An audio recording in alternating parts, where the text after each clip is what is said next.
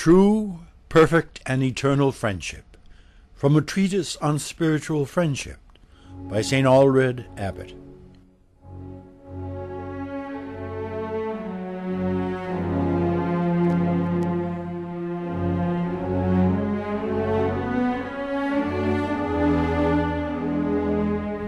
Jonathan, outstanding among all young men, took no heed of his royal lineage or his hope of the throne, but allied himself with David the servant, and made him his equal in friendship before the Lord. The king had made David a fugitive, forced him to hide in the desert, and condemned him to death. And yet Jonathan preferred David to himself, exalting him, humbling himself. "You," he said, "will be king, and I will follow after you." What a splendid picture of true friendship! What an astonishing situation! Here was the king, raging against his servant, and stirring up the whole country as if David were aiming at the crown. He accuses the priests of treason and puts them to death on a mere suspicion. He combs and searches woods and valleys, besieges the mountains and rocky crags with troops, and every man is sworn to wreak vengeance upon the source of the king's indignation. Only Jonathan, who alone should have had greater cause for envy, thought it right to resist his father. Putting himself at the service of his friend, he offered help and advice in his time of need. Jonathan set friendship above a kingdom.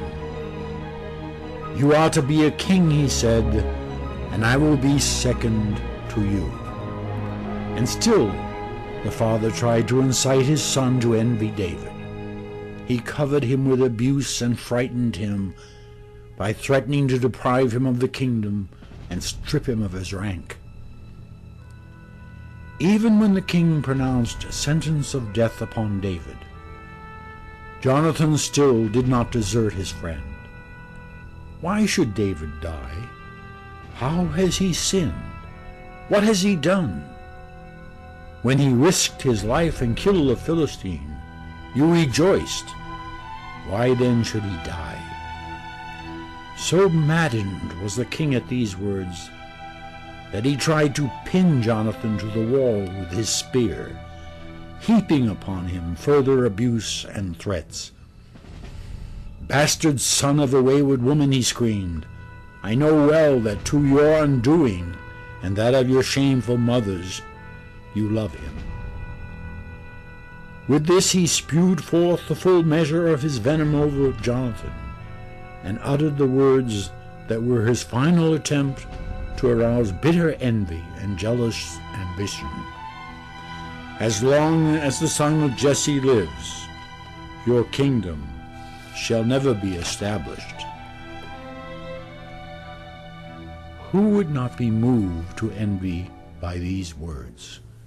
Whose love, whose favor, whose abiding friendship would not be corrupted, weakened, and destroyed by such an utterance? But in his great love this young man kept faith with his friend. He was steadfast in the face of threats, unmoved by insults. Forgetting renown, he thought only of service. He spurned a kingdom for the sake of friendship. "You," he said, "will be king, and I will be second to you." This is what truly perfect, stable, and lasting friendship is, a tie that envy cannot spoil, nor suspicion weaken, nor ambition destroy. A friendship so tempted, yielded not an inch, was buffeted but did not collapse. In the face of so many insults, it remained unshaken. Go, therefore, and do likewise.